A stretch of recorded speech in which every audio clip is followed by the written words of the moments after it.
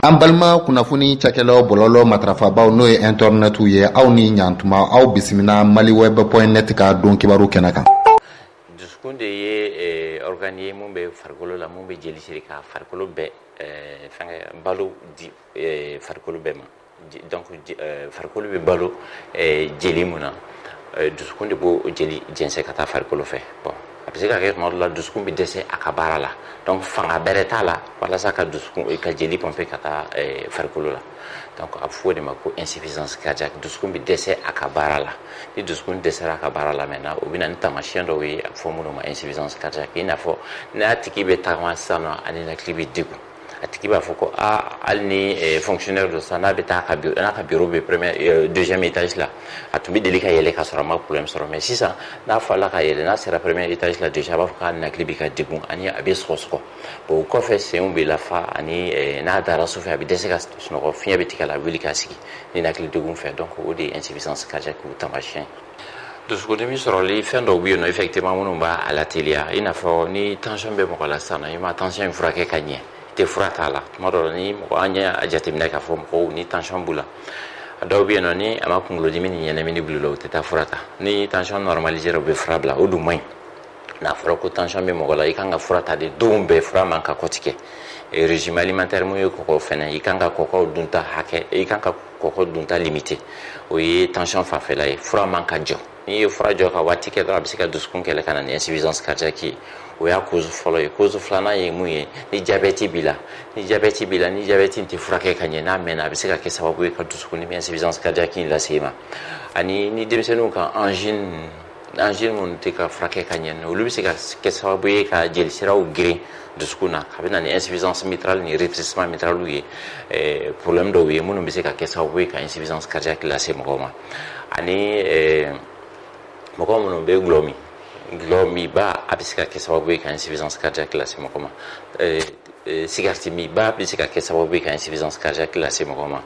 ani banamisɛn dɔw fɛnɛ bɛ yen nɔ i n'a fɔ sida ni fɛn ninnu olu bɛɛ bɛ se ka kɛ sababu ye ka insuffisance cardiaque fɛn minnu bɛ se ka insuffisance cardiaque bila mɔgɔ la ani insuffisance cardiaque yɛrɛ fɛn min ye docteur Giru bɔra ka a da don la an bɛ faamuyali ko ɲuman ɲini aw bɛɛ lajɛlen fɛ o kɛrɛfɛ banabagatɔ an bɛ dugawu kɛ ala ka kɛnɛya di an kelen kelenna bɛɛ lajɛlen ma anw bɛ Alexis Kalamiri bisimila sisan an ko min ma ko Alexis Masson fɛn min ma bi an ka jɛ k'a lamɛn Musa Bangali ka kuma bara la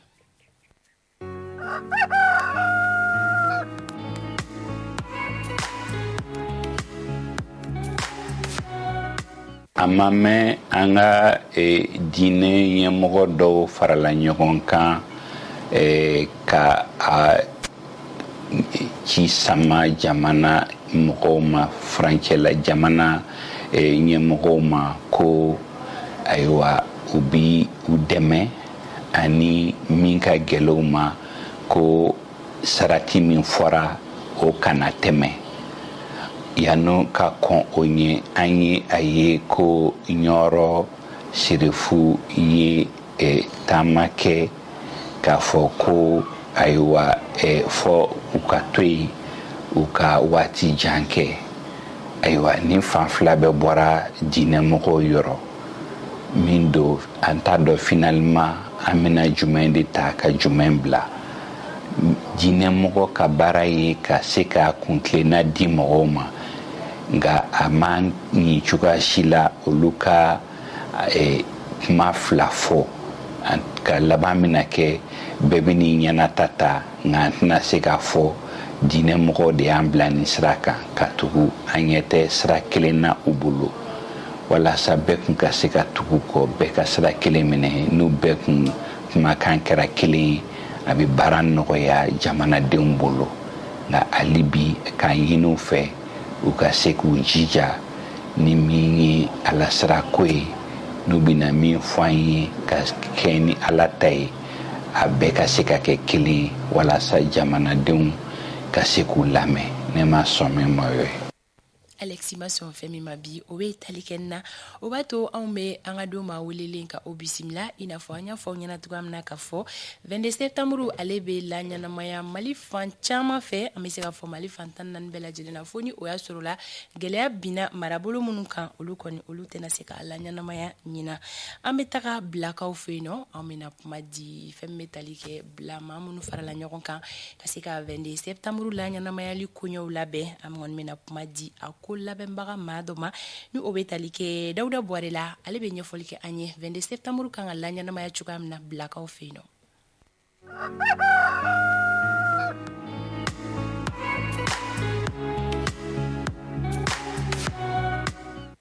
Dawuda Buware i ni sɔgɔma.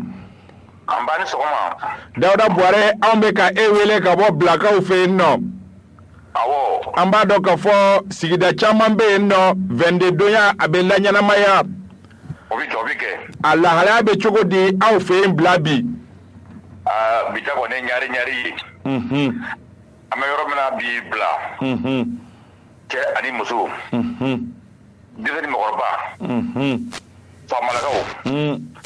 Kɔnɔnakaw. Miirimɔgɔw. Finitigiw, gardiw, pompiw. Ekɔlidenw. Maliyɛn bila mara bɛɛ namɛ bila kɔnɔ bi. Ko bi ye 22 nkalo ye. Ko bi ye 22 don ye. K'a bi hali kɔrɔlen la. Bitaga muguri ye mɔgɔ kɔni ko fa bɛ fɛ nɔ. Fa bɛɛ ɲɛnajɛ, fa bɛɛ fɔlikan ye. Ayiwa o tuma mun ni mun bɛna kɛ bi aw ka 22 hukumu kɔnɔ walasa ka maaw hakili jigin? Bi kɔni. Mɛrilakaw ni kɔnɔlakaw b'u bolo di ɲɔgɔn ma. Aw yɛrɛ bɛ k'an hakili sigi don a la ni balola ye. O kabini sɔgɔnɛ joonɛ. O kumana fa bɛɛ kɛ fɔlikan ye. N'o bɔra yen nɔ. Kɔmɔrilakaw bɛ yen. Bitigiw bɛ kalan. Mɛrilakaw bɛ bitigiw kalan. Fɛn min ye ɲɛnajɛ ta fanfɛla ye. Chorégraphie ekɔlidenw fɛ. Défilé tɔnw fɛ association des femmes des jeunes. Olu bɛ défilé. Nɛgɛsoboli bɛ kɛ. Kɛdɛrɛn don bɔrɛ kɔnɔ. U b'u tunun ɲɛnajɛ don. Ne ka ɲɔgɔn dan kɛ. Ka tulokafɛnw siri jiri la. O kumana kɛ u ɲɛ siri. O kuma u bɛ taa yɛlɛ ni ciseaux ni o tigɛ. N'o bɔra yen nɛgɛsogosi. I b'a dɔn bila mara kɔnɔ. N'an taara se wale premier ye. Kɔntorakaw k'ale k'a dɔn ko fo ka taa ɲina k'u bɛ tuguni. Kɔni k'ale k'a dɔn. Ka kɔ bin don o don an b'u ye goudron kan. Entraînement na. O tɛmɛnen kɔ wulada fɛ. Ma tɛ kɔ a ka la. Ne yɛrɛ ka ekɔliso min bɛ yen n'o ye groupe scolaire Buware ye. Bila ani Yangaso. An ye kubu da. Équipe 16. Olu de ye ɲɔgɔn dan kɛ. Équipe 2 kɛla finaliste ye. O ye Falaba. Ani Yangaso équipe. Olu kale ka don, Yangaso kale ka don. Olu ta ni kubu Yangaso. Bila Falaba ko. Ko ni ma ɲɛ o kɔ fiyewu. K'u sen bɛ faraji la. Ayiwa a baara bɛ gɛlɛya. O bɛ gɛlɛya bi. Min ye Famara mɔgɔ ye ka bɔ Bamakɔ. Olu fana nana mɛn tuguni. U bɛ kɛ fa bɛ ka mankan ye. Nin min hakili ko bala dɛ. Ayiwa Dawuda an b'a dɔn k'a fɔ ko o ko ni ɲɔgɔnnaw bɛ kɛ a bɛna kɛ cogo o cogo maa dɔw de b'u bolo di ɲɔgɔn ma walasa a baara ka kɛ jɔnniw ni jɔnniw sera ka nin kɛ walasa nin ɲɛnajɛba in ka sigi bi. Nin kɛnɛ kan. I b'a ye mairie an ka mairiba. An ka mairie. Ani kɔmɔnakaw. Olu de ye nin ko in kɔtigi ye. Ka baara kalifa jeunesse la. N'o bɔra yen nɔ. N bolo b'a la. Ne yɛrɛ ka commune an yɔrɔ ye mɔgɔ fara ɲɔgɔn kan n'o ye mɛtiriw ni ekɔlidenw ye. Tɛ se ka ninnu dɛmɛ ko jɔ in na. Ayiwa. I b'a sɔrɔ ko in yɛrɛ a tɛ ja fiyewu. Fo ka lakana kɛ. O kumana lakana tigilamɔgɔw. Vraiment kɔni bɛɛ jɛlen don. Pompiers bɛ yan. Gardiw bɛ yen. Jaramu fana bɛ yan nɔ. u bɛɛ labɛnnen don ayiwa labɛnko ɲuman na ayiwa mo hakili sigi ka waati to ya kan ayiwa Dawuda an b'a dɔn k'a fɔ bi ɲɔgɔndɔnya la i b'a sɔrɔ dɔw bɛ retard la welekan jumɛn b'i bolo ka ɲɛsin dugumisɛnnin minnu ni maa minnu bɛ yen nɔ n'olu sen ma kɛnɛ sɔrɔ fɔlɔ u wele u k'aw sɔrɔ yen joona. o tuma an bɛ wele bila bɛɛ ma maa bɛɛ bila da labɛn na ni nani ko kɔnɔ ka wuli kɛ na ni ala yɛrɛ y'a kɛ k'i ma se ka na fiyewu ne yɛrɛ bɛ ka fɛɛrɛ tigɛ n yɛrɛ fɛ ka groupe dɔ dayɛlɛ n'u b'a fɔ ko sidi o tuma ni ka bila internet kan baara arajo so fila bɛ yen nɔ olu fana bila kana olu fana bɛ k'a bila kɔnɔjɛ fana tuguni i y'a mɛn n'o ye sinɛsi ani sidi ka radio ani arajo kumakan olu fana b'a bila direct la fana bɛɛ tɛna kɛnɛ sɔrɔ n da b'o la nka ni ma se kɛnɛ sɔrɔ donc olu fana ko ta fara k'a jira fana aw yɛrɛ wuli bɛ kɛnɛ kan a bɛ kɛnɛ kan dɛ a ka mɔgɔ bila ka ban donc vraiment an b'a ɲini a fɛ a ka bila fiɲɛ fɛ a bɛ bila fiɲɛ fɛ ni ala sɔnna inshallah an bɛ i fo ka bila n'a lamini bɛɛ lajɛlen wele ko 22 tɛ kulonkɛ ko ye bɛɛ lajɛlen ka ɲɔgɔn sɔrɔ ni ɲɛnajɛba in kɛnɛ ka baara a daminɛna ka ban an b'i fo merci beaucoup Wita merci beaucoup 22 septembre bɛ na la ɲɛnamaya cogoya min na bilakaw fɛ yen nɔ Dawuda Buware ale bɔra ka a da don la an bɛ faamuyaliko ɲuman ɲini aw bɛɛ lajɛlen fɛ Isa Kaba ale kumaso la sɔrɔ yanni an ka don décryptage kɔnɔna la an bɛ don an ka don fɔli duman kɔnɔna la an ye fɔli a mana gɛlɛya cogo cogo an faso Mali an bɛ o fɛ sabula ka da kan fɛn bɛɛ lajɛlen mana bɔ an bolo fɛn kelen bɛ to an bolo o de ye an faso Maliba ye halisa an bɛ dugawu don kɛ an faso ye ala ka hɛrɛ kɛ Mali ala ka hɛrɛ kɛ maliyɛnden kelen kelenna bɛɛ lajɛlen ye an ka laɲiniw bɛɛ lajɛlen ka se ka sabati anw bɛ to 22 septembre hukumu kɔnɔna la halisa fɛn bɛ tali kɛ 22 septembre 1960 22 septembre 2021 Mali kɔni ka yɛrɛma hɔrɔnya kɔnɔna la o ye san 61 sɔrɔ o la an bɛ se ka mun de dɔn Mali ka yɛrɛma hɔrɔnya kan Isa Kaba Sidibe ale bɛ ɲɛfɔli ka ye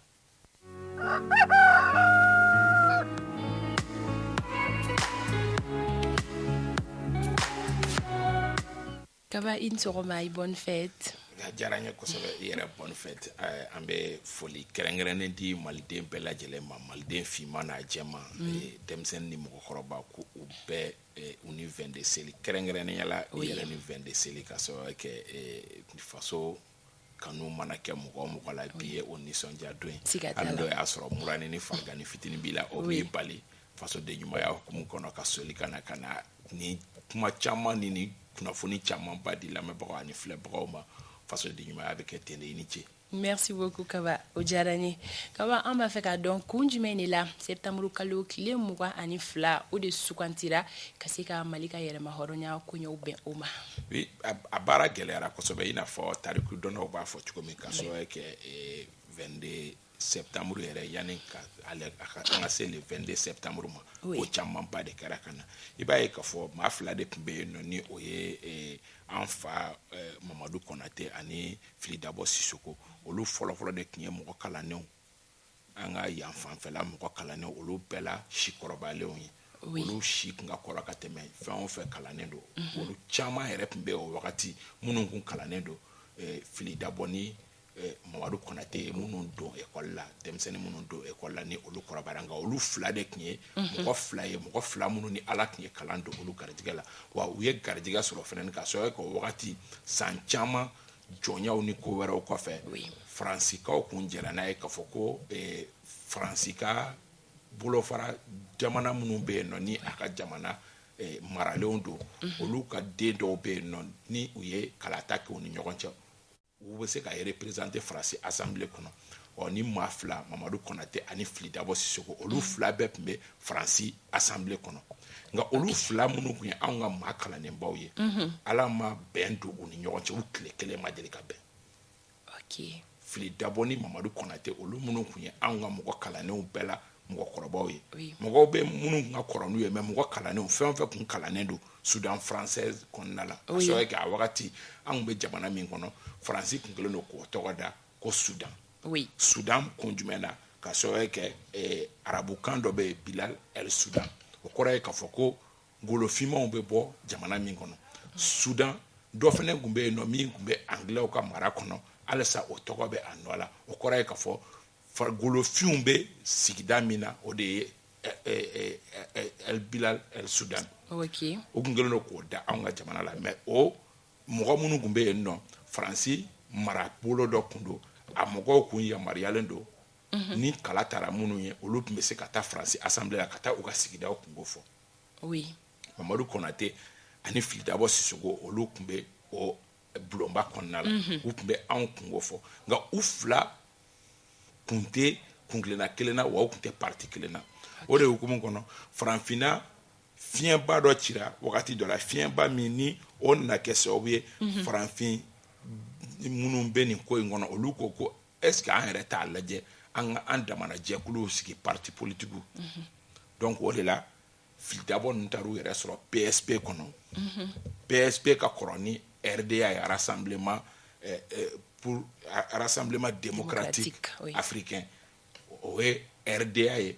Mamadu Konate ninnu yɛrɛ sɔrɔ kɔnɔ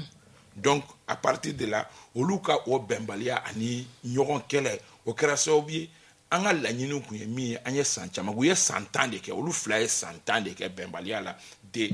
1946 à 1956 d'accord donc u ye denmisɛnnin minnu ni olu yɛrɛ kɛra sababu ye k'o denmisɛnninw bolo don kalan na k'u bolo don politiki yɛrɛ bankun kan o dɔ de ye Modibo Keyita ye n'o tɛ ni mɔgɔ fila ye baara min kɛ an ka politiki yɛrɛ bankun kan ani an kungo fɔli yɛrɛ la hali ka luwaw voter Faransi assemblée kɔnɔ walasa jɔnya in ka ban ninnu jɔyɔrɔba yera la mais i t'u tɔgɔ mɛn tariku la kun jumɛn na u ka bɛnbaliya d'accord donc Modibo ninnu nana wagati min congrès ba dɔ kɛra Bamako yan nɔ congrès min kɛra sababu ye ka RDA yɛrɛ sigi RDA ɲɛmɔgɔya olu y'a ka di Mamadu Konate ma a dira Modibo Keyita ma d'accord donc à partir de là Modibo Keyita ka philosophie kun ye jumɛn ye an kan ka fɛn fɔlɔ min kɛ fɔlɔ an minnu ye kungilenna kelen ye n'an ye Faranfin kelenw ye sani an ka fara an t'a lajɛ an k'an fara ɲɔgɔn kan an ka kɛ jamanaba kelen ye a ye mɔgɔw démarcher a ye Niger démarcher ka Benin démarcher ka Burkina Haute-Volta o tun bɛ fɔ o ma o wagati Benin tun ye Dahomey o wagati ka bɛɛ démarcher k'a fɔ mɔgɔ ye a ye na an ka fara ɲɔgɔn kan Sénégal démarcher ka Côte d'Ivoire démarcher mɔgɔ min sɔnna a philosophie ma o kɛra Sénégalikaw ye tɔ ninnu bɛɛ bɛn kun kɛra a kan nka Burkinakaw ni fɛnkɛw o tariku ka jan ka sɔrɔ kɛ ɲɔgɔn kan ka sɔrɔ ka ɲɔgɔn lajɛ kɛ don min o dugusɛjɛ Burkinakaw ka représentant ma ye Haute-Volta kaw ka représentant ma ye Dahomey kaw ka représentant ma ye donc Mali ni Sénégal jɛra k'u tigɛ nɔ bila sɛbɛn na k'a fɔ ko anw bɛ jɛ n'a ye k'a fɔ ko an bɛ an fara ɲɔgɔn kan o kɛra juin kalo tile 20 san 1960 Mali ni Sénégal y'u bolo di ɲɔgɔn ma Uktu kalo tile 20 san 1960 oui an ma ɲɛ min kɔ an ma ɲɛ a la d'accord an ye baw fara Sénégal taara a damana ka sɔrɔ kɛ Sénégal tun ye Soudan français kɛrɛfɛ jamana dɔ ye min ka drapeau tun ye ɲugujima ye ka loloni k'a camancɛ la Soudan français o tun ye jamana ye Faransi bleu blanc rouge ka kojo ka mɔgɔni an b'a fɔ min ma ko kojo ka mɔgɔni walima dɔgɔnɔw ka masque dɔ don tantɔ k'o k'a camancɛ la olu fila faralen ɲɔgɔn kan donc o bɛn de bɔrɔtɔra Uktu kalo tile 20 san 1960 donc n'a ma ɲɛ ka fɔ ko kɛra o cogoya la ten tɔ an ka mɔgɔ fana y'u sigi k'o miiri ko bɛ nin cogoya la cogo min tan an k'a lajɛ an k'an fara ɲɔgɔn kan anw minnu ni an kungilenna ye kelen ye an fana k'an ka indépendance proclamer nka yanni an k'an ka indépendance proclamer i n'a fɔ an ni Sénégal faralen ɲɔgɔn kan o tun kɛra fédération du Mali ye en référence empire du Mali min tun bɛ yen nɔ alors an ye fédération bɔ a la dɔrɔn ka Mali ta o wagati donc a don Modibo ye discours min kalan a discours bɛ yan nɔ n b'a k'a la dɔɔni mɔgɔw b'a lamɛn.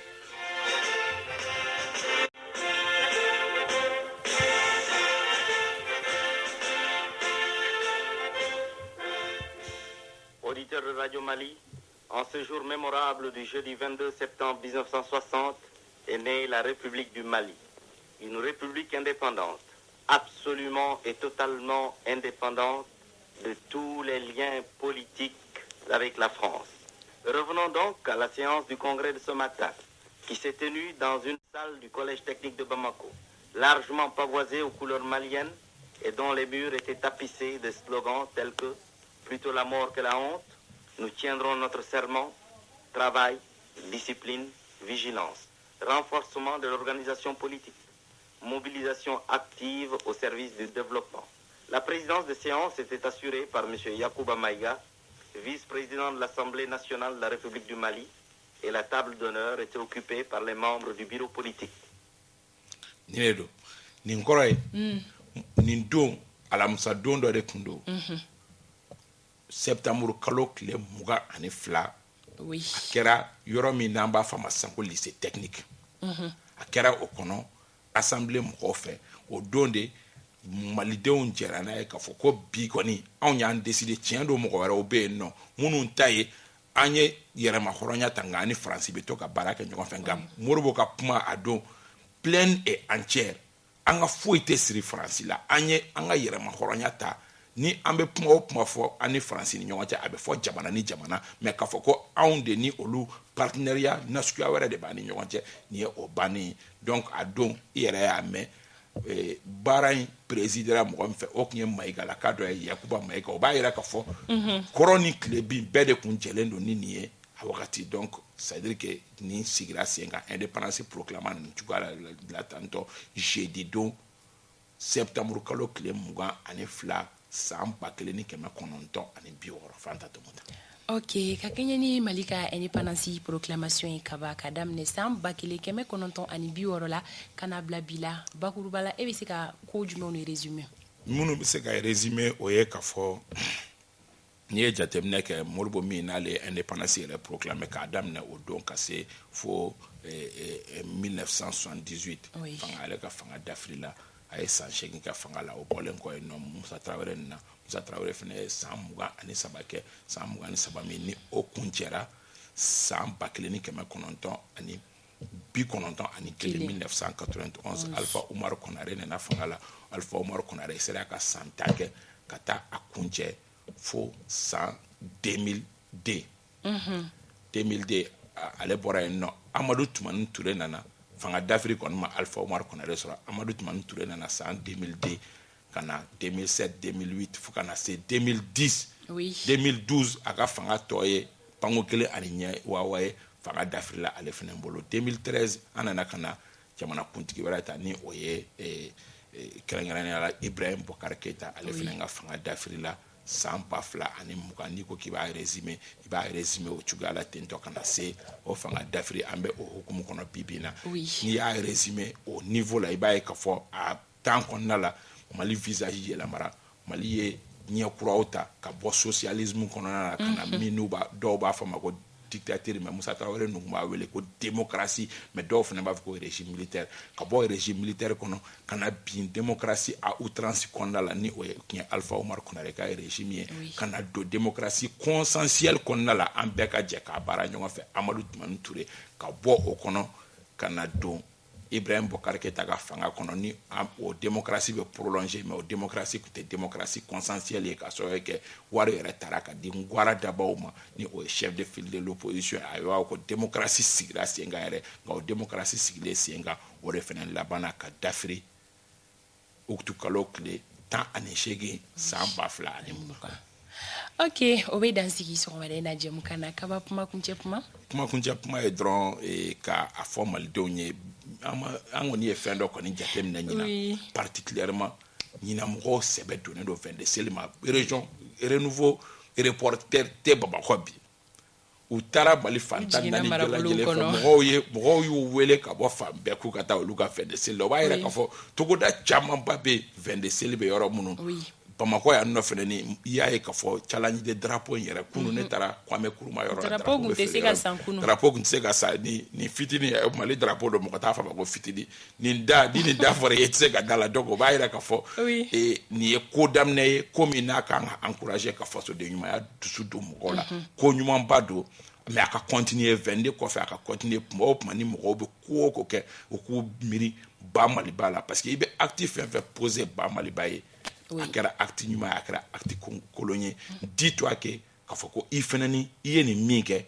a bɛ jouer fɛn dɔ kan walima a bɛ nafa ɲɛ fɛn dɔ ye donc n'i ɲinɛ n'o kɔ dɔrɔn k'i yɛrɛ filɛ mɔgɔ fu yɛrɛ république kɔnɔ ko an b'an ta kɛ ten tɔ k'a tɛ jate yɛrɛ o de ye kojugu ye. Ok, kaba fɛn bɛ tali kɛ maliden caman fɛnɛ bɛ yen nɔ u bɛ an ka togoda dɔw la a ka d'u ye ka nin 22 seli la ɲɛnamaya mais banbaciw daga bɛ u da la olu tɛ se k'a la ɲɛnamaya an hakili ɲuman bɛ ka taga olu fɛnɛ yɔrɔ hakili ɲuman ba bɛ ka taa olu yɔrɔ ka sɔrɔ kɛ minnu bɛ alajarabi kɔnɔ bi na olu ta kɔni an bɛ wele bila jamana ɲɛmɔgɔw de ma kuma o kuma an b'u ka kumaw k'a la yan nɔ jamana ɲɛmɔgɔw k'a lajɛ ka dɛmɛ bɛ sɔrɔ cogo o cogo dɛmɛ bɛ sɔrɔ cogo o cogo ka se ka nin mɔgɔ ninnu bɔ nin lahalaya in kɔnɔ n'a fɔra k'a fɔ ko dutigiw i tɛ se ka i sen bɔ i kɔnɔ kɔrɔ hali ka t'i sen jɔ i ka foro la o fana ye kojuguba ye jamana ɲɛmɔgɔw sincèrement u k'u hakili to o yɔrɔ nin na an bɛ foliba di Aba ma yan fɔ Segukaw fɛ yen nɔ k'a bɛ lamɛnni la bi in na an bɛ a fo k'a waleɲuman dɔn ka foli di Aliwali ma ale fana ni u bɛ ko yɔrɔnin dɔ kɛra fili o bɛ ka message ci ma au lieu de 78 coup d'état kɛra Moribo la en 68 en 68. Ok, 68. En 68 au lieu de 68. Donc, on met 6 plus 7. Voilà, au lieu de 60, on peut comme ça. D'accord, qu'a fait là. Chokorobodo, Abani, Alwali Bea, Chimambu, Bella Jelenfo, Hélène, Afnaye, Jamugan, Kanubakabaye, à te fois quoi, Watishi, un peu coplan, Fenefo, Umar Keta, coplan, allez, à tete Terikay. Nous, Bé, Chokorobo, Lubeka, Alaja Sobareda, Imorani Flima, Manja, Watishi, Zamoni, Chokorobo, Beki, Ambu, Bella Jelenfo, Gogo 78.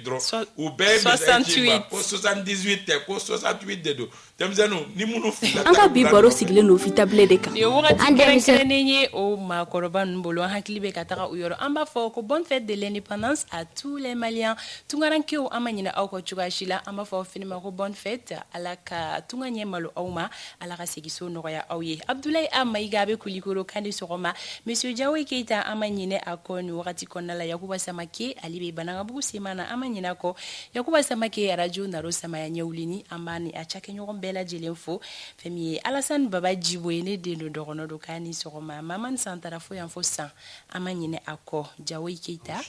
ani aw farikolo ɲɛna an bɛ kanubaga bɛɛ lajɛlen fo an bɛ jɛmukan datugu yan yɔrɔ la nɛgɛ kaɲɛ 9 Adel Samake bɛ dugu kunkan o kɛnɛ sigi sini sɔgɔma 7h15 an bɛ ɲɔgɔn sɔrɔ yan nɔ ala ka tile yɛrɛ maa k'i nɛ yɛlɛma ko caman kɛ yanni ka kuma ko n burankɛ tɛ bɔgɔ ɲɛna cɛya ka aw tulo garisɛgɛ kɛra kunnafoni la kumaba minnu ye maliweb.net sanfɛla la o de ye nin ye ni ala ma an ka jɔnya jɔn an na a kan an bɛɛ kunnafoni wɛrɛw kɛnɛ kan